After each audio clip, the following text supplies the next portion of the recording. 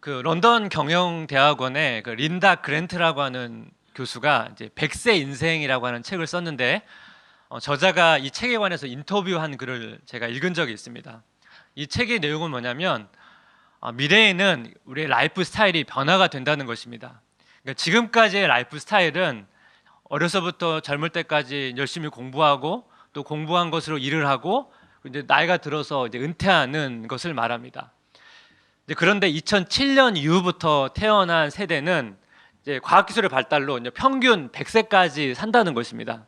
그래서 이 세대는 지금까지 라이프 스타일, 이제 배우고 일하고 은퇴하는 이런 단순한 단계가 아니고 일하면서 계속 공부를 해야 되고 또 일하고 공부하면서 틈틈이 쉬는 복잡한 단계로 바뀌게 된다는 것입니다.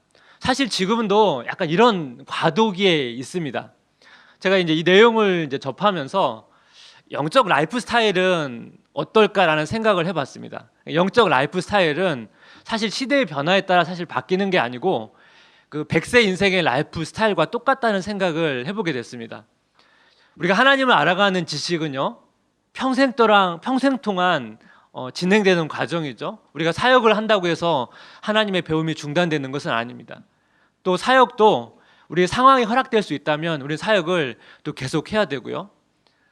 또 우리가 매주 주일 또 일정한 기간을 떼어서 우리는 영적으로 육체적으로 안식의 시간을 가져야 됩니다. 하지만 이제 신앙생활에는 이제 은퇴는 없습니다. 이런 관점에서 보면 이 땅에서 신앙생활은 배움과 사역과 안식이 적절히 이제 조화를 이루면서 예수님의 삶과 인격을 닮아가는 삶이라고 이제 말할 수가 있습니다. 이걸 교리적으로 우리는 이제 성화라고 말합니다. 근데 우리의 고민이 뭐냐면 우리가 성화의 지금 과정을 지나가고 있는데 제가 이제 많은 분들을 이렇게 신방을 하고 훈련을 인도하면서 여러분들이 이렇게 자기의 삶이 잘 변하지 않는 것 같다는 고민을 이야기를 합니다. 예배도 드리고 경건의 시간도 갖고 또 이렇게 다락방에도 참여를 하는데 어떤 때는 정말 변화된 것 같은데 또 시간이 지나서 돌이켜보면 다시 옛날의 모습으로 돌아가는 것 같다는 그런 이야기들을 이렇게 나눕니다. 그래서 오늘은 이 시간에 우리가 왜 잘 변화되지 않는지, 어떻게 해야 변화가 되는지를 좀 야곱의 인생을 가지고 한번 그 답을 찾아보려고 합니다. 그래서 제가 야곱의 그 세 장면을 가지고 좀 하나씩 좀 말씀을 나누기 원합니다. 첫 번째 장면은 이제 마하나임 에서의 이제 야곱입니다. 야곱이 그 형 에서를 분장해서 아버지로부터 축복을 받아내죠. 근데 형 에서가 이걸 알고 야곱을 죽이려고 하니까 야곱이 이제 외삼촌 라반에 이제 도망을 가는데 한 20년 넘도록 이제 고생을 하다가 이제 고향 땅에 이제 돌아오게 됩니다. 근데 야곱이 고향 땅에 돌아오는 길에 하나님께서 야곱에게 두 가지 축복을 주십니다. 첫 번째가 뭐냐면 하나님께서 야곱에게 하나님의 군대를 보여주십니다. 창세기 32장 1절 2절 말씀입니다. 야곱이 길을 가는데 하나님의 사자들이 그를 만난지라. 야곱이 그들을 볼 때 이르기를 이는 하나님의 군대라 하고 그 땅 이름을 마하나임이라 하였더라. 야곱이 이제 하나님의 사자를 만나는데 야곱이 볼 때 이게 하나님의 사자가 한두 명이 아닌 거예요. 굉장히 많았던 것 같습니다. 그래서 야곱이 보고 하나님의 군대라고 이렇게 말을 했습니다. 근데 야곱이 하나님의 군대를 만난 다음에 이제 하는 행동이 뭐냐면 야곱이 지금 고향에 가면 이제 형 에서를 만나야 되는데 이제 과거에 사건이 있으니까 이제 불안한 거예요. 그래서 직접 형을 만나지 못하고 사람을 보내서 야곱이 자기의 마음을 형한테 전합니다. 그러니까 형이 자기를 좀 은혜를 베풀어 달라는 그런 메시지를 전하는 것입니다. 근데 그때 그 에서의 반응이 뭐냐면 창세기 32장 6절입니다. 사자들이 야곱에게 돌아와 이르되 우리가 주인의 형 에서에게 이른즉 그가 400명을 거느리고 주인을 만나려고 오더이다. 에서의 반응이 뭐냐면 지금 동생을 만나러 오는데 400명을 데리고 옵니다. 지금 동생을 만나러 오기에는 너무 많아요. 이게 무슨 의미입니까? 에서가 군대를 데리고 오는 겁니다. 그럼 제가 여러분께 질문을 던질게요. 하나님께서 왜 야곱에게 고향 땅을 가는 길에 왜 하나님의 군대를 보여주셨을까요? 답이 나올 수도 있고요. 좀 더 쉬운 질문을 던지면, 여러분, 하나님의 군대와 에서의 군대가 같이 붙으면 어디가 이기겠습니까? 하나님의 군대가 이겼죠. 그러니까 지금 하나님께서 왜 야곱에게 하나님의 군대를 보여줬냐면, 에서의 군대가 온다 할지라도 하나님의 군대가 너를 지키고 보호해 주실 것이라는 이 확신을 주기 위해서 하나님께서 이 특별한 체험을 주신 것입니다. 그렇다면 야곱이 이런 에서가 군대를 몰고 오는 상황에서 야곱이 원래 어떻게 반응해야 됩니까? 구약에 약간 이런 비슷한 장면이 있거든요. 그 아람 군대가 이스라엘 성읍을 이렇게 둘러싸는데, 그 엘리사의 사환이 이것을 보고 놀라가지고 엘리사에게 얘기를 합니다. 그래서 엘리사가 그 사환의 눈을 열어서 그 산에 불말과 불병거를 보여주면서 안심을 시키거든요. 지금 사실 약간은 비슷한 상황입니다. 근데 이 야곱의 반응을 보면 창세기 32장 7절에서 8절입니다. 야곱이 심히 두렵고 답답하여 자기와 함께한 동행자와 양과 소와 낙타를 두 떼로 나누고 이르되 에서가 와서 한 떼를 치면 남은 한 떼를 피하리라 하고. 이 야곱의 반응이 심히 두렵고 답답해요. 사실 형 에서가 군대를 몰고 오니까 사실 본능적으로 두려워할 수 있습니다. 근데 하나님의 군대를 생각하면 마음의 안정감을 찾고 이제 담대함을 가져야 되는데, 야곱은 지금 뭐예요? 심히 두렵고 답답해하고 있습니다. 그러면서 어떤 반응을 하냐면, 에서의 공격을 대비하기 위해서 자신이 데려온 무리와 재산을 반반 나눕니다. 야곱이 지금 하나님의 군대를 본 것이 야곱이 자신의 직면한 문제에 영향을 미치지 못합니다. 하나님의 군대를 본 것과 자신의 문제가 연결이 되지가 않습니다. 그래서 야곱이 불안하니까 기도를 합니다. 기도의 내용이 뭐냐면, 당연하겠죠. 에서의 손에서 구원해 달라는 기도를 하는데, 하나님께서 야곱에게 이제 두 번째 축복을 주신데 뭐냐면, 하나님께서 야곱의 기도에 신속히 응답하십니다. 그게 창세기 32장 12절입니다. 주께서 말씀하시기를 내가 반드시 내게 은혜를 베풀어 내 씨로 바다에 셀 수 없는 모래와 같이 많게 하리라 하셨나이다. 간접적인 표현인데, 하나님께서 내 씨가 바다에 모래같이 많게 하셨다는 말씀은 하나님께서 야곱의 생명을 지켜주시겠다는 거죠. 야곱이 죽으면 어떻게 자손이 바다의 모래처럼 많아지겠습니까? 그러니까 지금 하나님께서 하나님의 군대를 통해서, 기도 응답을 통해서 내가 너를 지켜주겠다, 내가 너를 향한 그 약속을 반드시 지키겠다고 지금 하나님은 지금 두 번에 걸쳐서 지금 약속을 해주시는데, 또 이후에 야곱의 반응을 보면 야곱이 여전히 형을 만나는데 불안해하는 것을 봅니다. 그 다음에 야곱이 하는 행동이 뭐냐면, 이제 형한테 선물을 보내는데 선물을 엄청나게 준비합니다. 근데 이거를 한 번에 보내지 않고요, 나눠서 보내요. 나눠서. 그리고 자기는 맨 마지막에 이제 형을 만나려고 이렇게 준비를 합니다. 하나님께서 두 번씩이나 약속의 말씀을 주시는데 왜 야곱은 하나님의 약속을 신뢰하지 못할까요? 여기서 이게 중요한 교훈이 있습니다. 우리가 신앙생활에서 어떤 하나님의 특별한 체험이나 기도 응답이 우리의 삶을 변화시키지 않을 수도 있습니다. 우리가 체험을 했다고, 기도 응답을 받았다고 그것이 우리의 삶이 바뀌지 않을 수도 있다는 것입니다. 사실 야곱이 형 에서에게 선물을 보내는 것은 좋은 일입니다. 비록 하나님이 야곱에게 너를 보호해 주겠다고 약속의 말씀을 주셨죠. 하지만 여러분, 형과의 관계 속에서는 잘못한 게 있잖아요. 그러니까 그 미안한 마음을 가지고 형한테 선물을 보내는 거는 되게 좋은 일인데, 근데 지금 야곱의 행동을 자세히 보시면 야곱의 행동은 형 에서에게 미안한 마음을 갖고 용서를 구하는 여러 가지 행동도 있겠지만, 사실 자세히 들여다보면 뭐예요? 좀 죽을 게 두려우니까 자기가 살고 싶어서 하는 행동들이 있거든요. 그래서 여러분, 자기의 재산을 나누고 선물을 보내는데 한 번에 보내도 되잖아요. 굳이 왜 자꾸 나눠서 보내고 자기는 맨 마지막에 서겠습니까? 그러니까 야곱의 마음 안에는 여전히 하나님을 신뢰하지 못하는 그런 부분이 있다는 것입니다. 예수님께서 제자들을 불러서 공동체 생활을 하시면서 예수님이 이적도 보이시고 굉장히 놀라운 말씀을 가르치시는데, 여러분 사실 제자들 행동을 보면 사실 야곱과 비슷한 모습으로 행동할 때가 참 많이 있습니다. 근데 이것이 야곱과 뭐 예수님의 제자들뿐만 아니라 제가 앞에서도 말씀드렸던 것처럼 우리가 매주 예배도 드리고 다락방도 참여하고 이렇게 하지만 여전히 우리가 변화되지 않은 모습을 보인다는 것입니다. 제가 초등학교 4학년 때 그 이사를 갔는데요. 그 뒷집에 사는 그 친구가 저한테 전도를 해서 제가 이제 교회를 나가기 시작했습니다.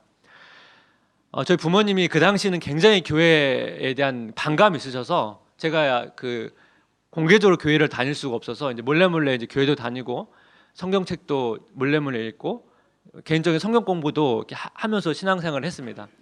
근데 아무래도 이제 공동체 안에서 양육 받는 게 아니다 보니까 여러 가지 한계가 있었고요. 제가 이제 대학 때 이제 선교단체에 좀 들어가게 됐는데 선교단체에서 제대로 된 양육을 받으면서 이제 많은 은혜도 받고 또 여러 가지 사역도 많이 하면서 이렇게 신앙생활 즐겁게 했습니다.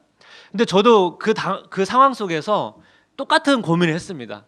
굉장히 나름대로 예전에는 그런 환경이 아니었으니까 답답함이 있는 게 당연한데 나름대로 예배도 열심히 가고 사역도 열심히 하는데 제 마음 깊은 곳에 잘 변화되지 않는 것 같다고 하는 그런 고민들이 사실 제 안에도 계속 있었습니다.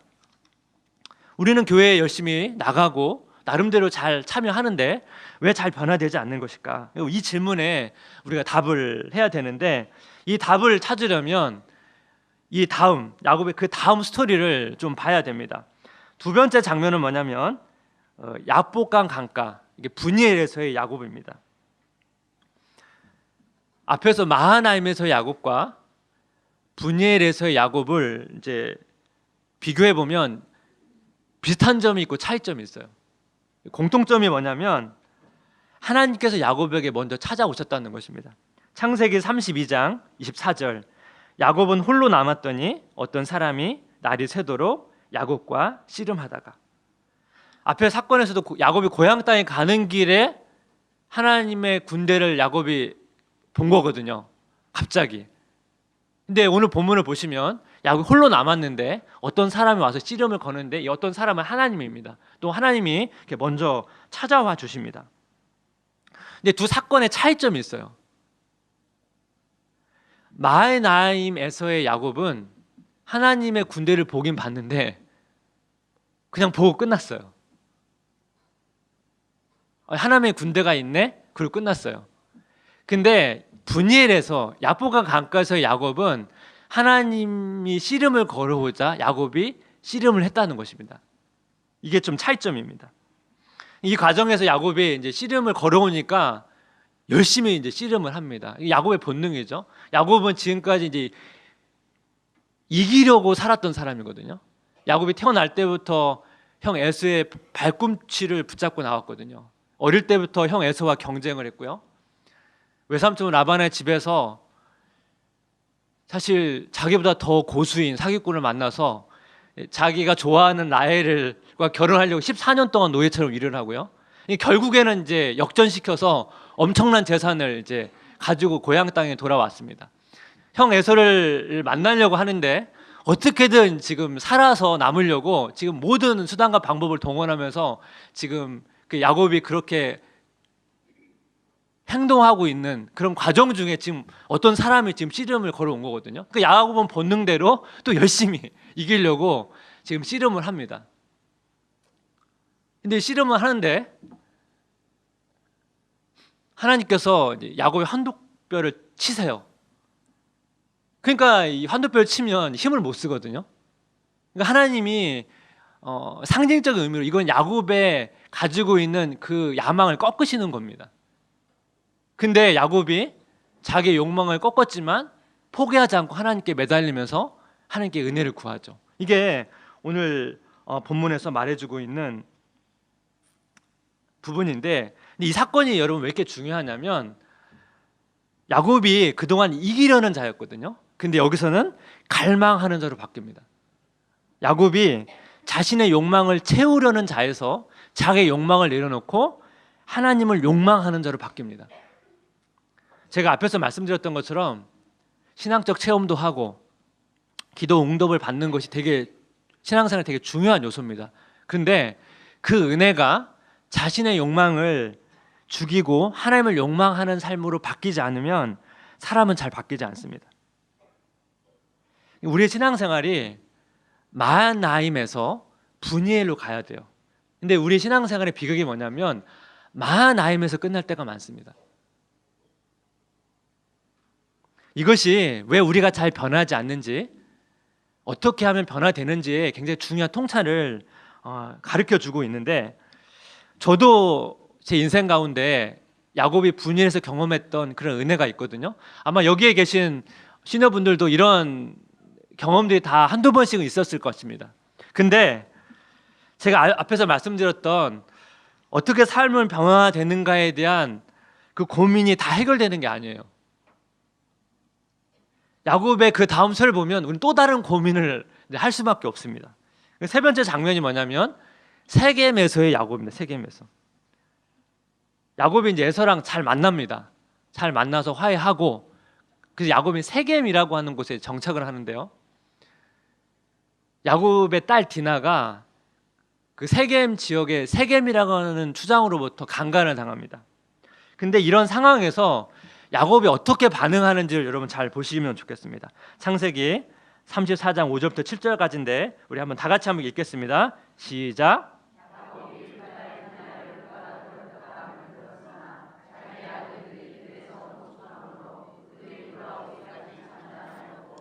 세겜의 아버지 하물은 야곱에게 말하였으며 야곱의 아들들은 들에서 이를 듣고 돌아와서 그들 모두가 근심하고 심히 노하였으니 이는 세겜의 야곱의 딸을 강간하여 이스라엘에게 부끄러운 일 곧 행하지 못할 일을 행하였음이더라. 야곱의 행동이 좀 이상해요. 자기 딸이 지금 강간을 당했는데 침묵하고 있어요. 사실 세겜의 아버지가 사실 이 문제를 해결하고 해서 야곱에게 찾아왔는데 야곱이 이 문제를 푸는 게 아니고 나중에 야곱의 아들들이 목축을 하고 돌아와서 이 문제를 해결합니다. 이 아들들이 내놓은 방안이 뭐냐면 세겜의 사람들이 이제 할례를 행하면 그 세겜과 디나가 결혼을 허락해 주겠다는 거예요. 그래서 세겜 성읍의 사람들이 이제 남자들이 할례를 행하거든요. 근데 그때 야곱의 아들 시므온과 레위가 세겜의 남자들 다 죽입니다. 그러자 야곱이 이제 반응을 하거든요.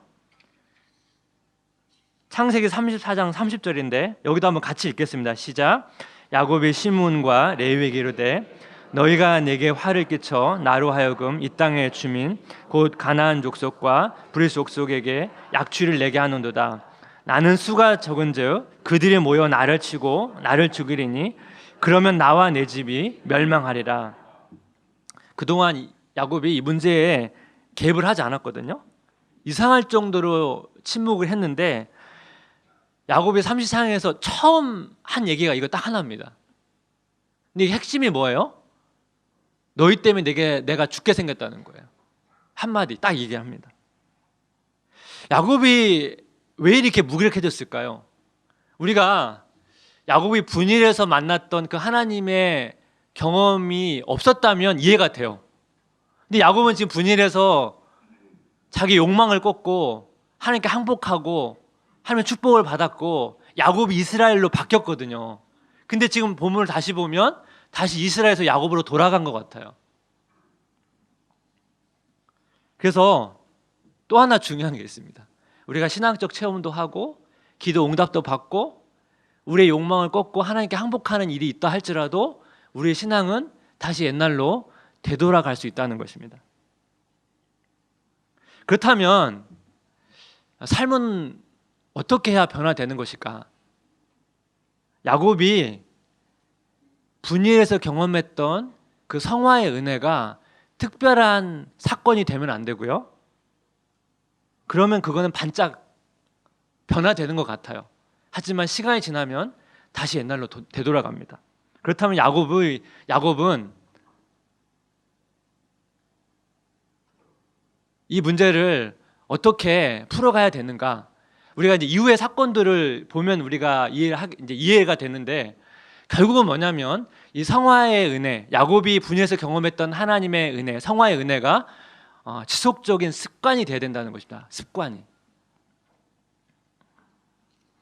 히브리서 5장을 보면 그 신앙의 초보와 장성한 자를 비교하는데 이 습관의 중요성에 대해서 이야기를 합니다. 히브리서 5장 11절부터 13절입니다. 멜기세덱에 관하여는 우리가 할 말이 많으나 너희가 듣는 것이 두나무로 설명하기 어려우니라. 때가 오래되었으므로 너희가 마땅히 선생이 되었을 터인데 너희가 다시 하나님의 말씀의 초보에 대하여 누구에게서 가르침을 받아야 할 처지이니 단단한 음식은 못 먹고 젖이나 먹어야 할 자가 되었도다. 이는 젖을 먹는 자마다 어린아이니 의의 말씀을 경험하지 못한 자요. 여기 11절 보시면 너희가 듣는 것이 두나무로 이렇게 나와 있는데 성경에서 이 듣는 것이 둔하다는 건 뭐냐면 이렇게 이해하시면 좋겠습니다. 하나님이 우리 기도를 듣는다고 말했을 때는 단순히 듣는 것만 말하는 게 아니고 기도에 응답하신다는 말입니다. 그러니까 우리 입장에서 하나님의 말씀을 듣는다는 건 뭐예요? 하나님의 말씀에 순종한다는 것까지 내포하는 의미입니다. 그러니까 말씀이 듣는 것이 둔하다는 것은 말씀을 잘 이해하지 못했다는 의미도 있지만 사실 뭐예요? 말씀을 잘 이해해도 순종하지 못했다는 의미를 함께 내포하고 있는 것입니다. 13절에도 보면 이는 젖을 먹는 자마다 어린아이니 의의 말씀을 경험하지 못한 자요 라고 말하거든요. 이 말씀이 무슨 의미입니까? 의의 말씀을 잘 이해한다 할지라도 체험적으로 알고 있지는 못한다는 것입니다. 그러니까 신앙의 초보라는 것은 하나님의 말씀을 잘 이해하지 못하거나 잘 이해한다 할지라도 그 정도로 끝나는 것을 말합니다. 근데 신앙이 장성한 자의 특징이 뭐냐면 히브리서 5장 14절인데 이 말씀은 되게 중요합니다. 같이 읽겠습니다.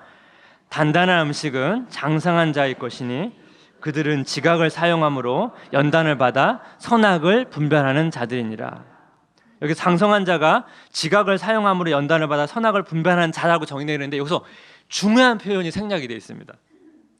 그게 뭐냐면 장성한 자는 그들의 지각을 계속 사용한다는 표현이에요. 계속 사용한다는 표현이 빠져 있습니다. 그러니까 장성한 자라는 건 뭐냐면 자기 삶에서 지각을 부단히 사용해서 뭐예요? 잘 분별해서 분별한 대로 살아내는 사람을 말하는 것이죠. 계속 사용한다는 게 뭡니까? 좋은 습관으로 자리 잡혔다는 것이죠. 요즘에 그 TV에서 맛집을 소개하는 프로들이 많습니다. 프로마다 공통점이 뭐냐면 왜 그 집이 이제 맛집이 되었는지 그 비법을 이제 공개하는 거잖아요.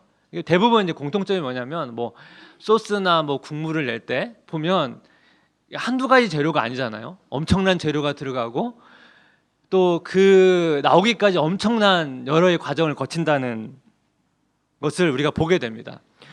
그 일본에 굉장히 유명한 초밥집이 있는데요.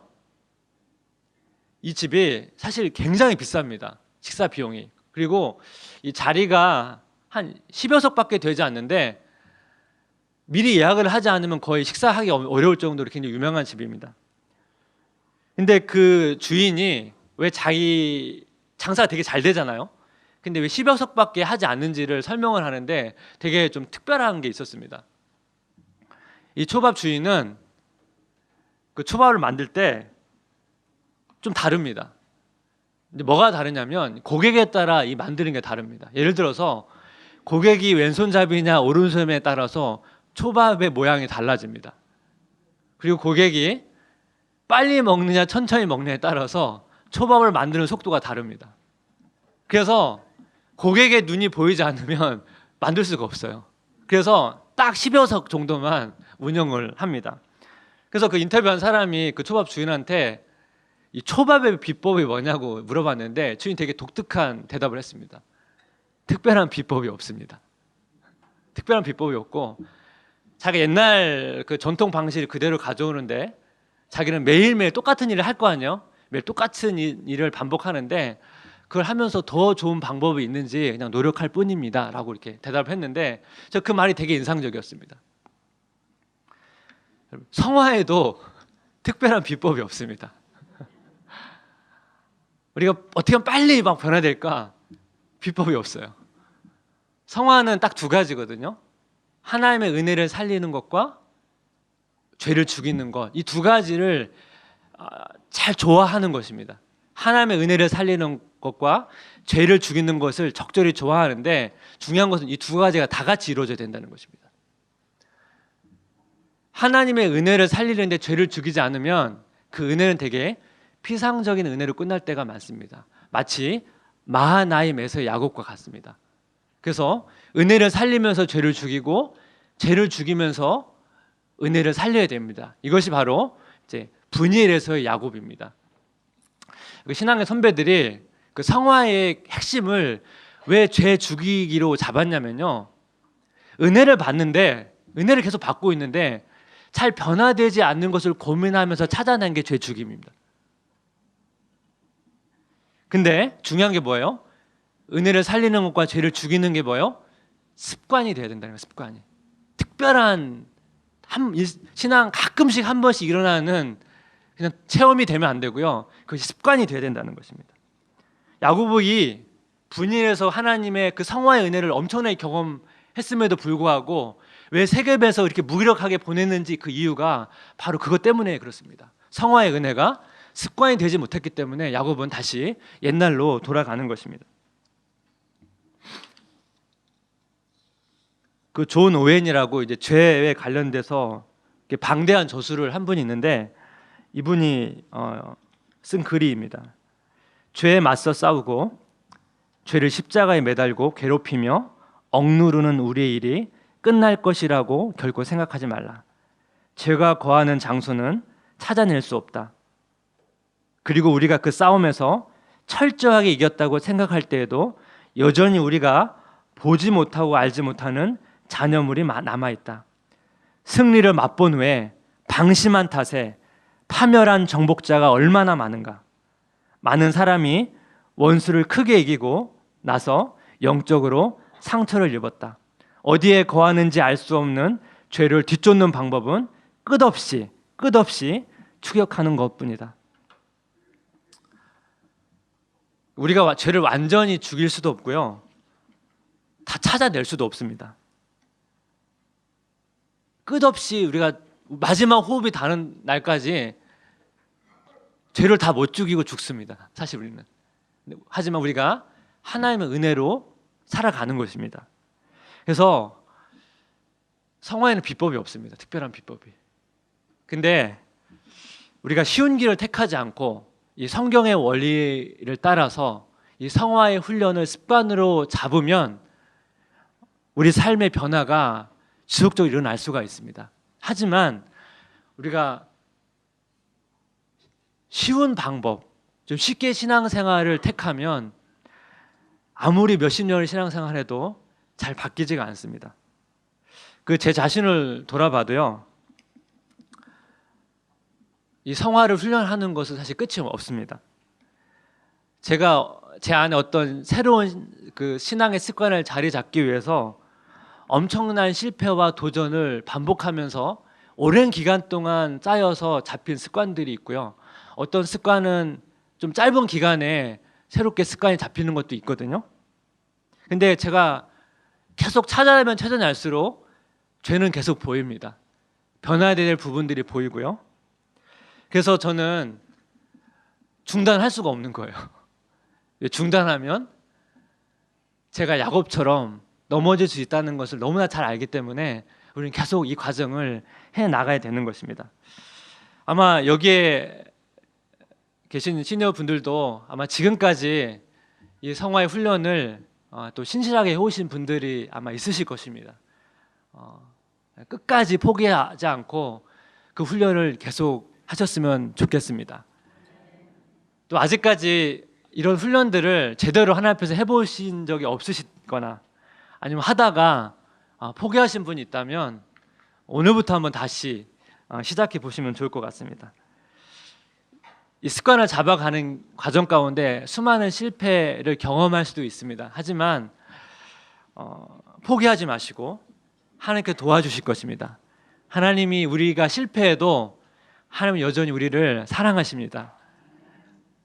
성화의 훈련이 주는 유익은 돈으로 살 수 없는 엄청난 가치가 있습니다. 시녀분들이 그 야곱이 분열해서 그 하나님께 항복하는 자에게 주셨던 그 성화의 놀라운 은혜가 남은 생애 가운데 지속적으로 부어지시기를 주님의 이름으로 축복합니다. 예.